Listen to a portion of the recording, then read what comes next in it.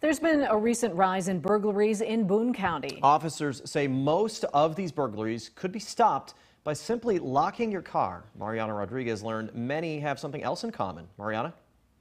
For many people, it's second nature to lock a car door as soon as they get out. But unfortunately, not everyone does the same. And that in part has led to the spike in car thefts and burglaries in Boone County.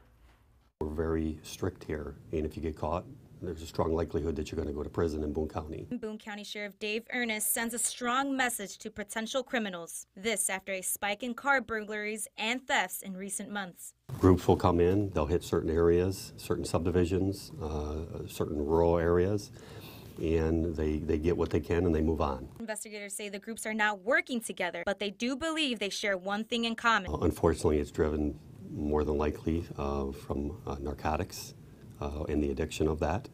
And that's really where we find the big increase when we do end up catching them. Oftentimes, the thieves target cars that are unlocked, and since it's easy to do, some of them steal the car too. In these, realistically, the vehicles that they've been targeting typically are the vehicles that have the keys in it. And you could protect yourself from being the victim of theft by making sure you take all those valuables inside with you and, of course, locking your door.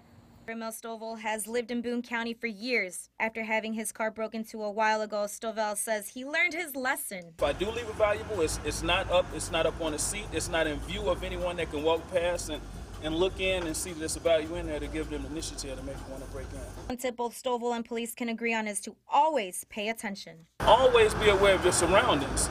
Once you're exiting your vehicle, make sure, check your rearview mirrors, check your side mirrors. Make sure you see who's around you. Officials also told me there's been an increase of farm buildings being broken into. They stress the importance of calling the police if you see anything suspicious. Mimi?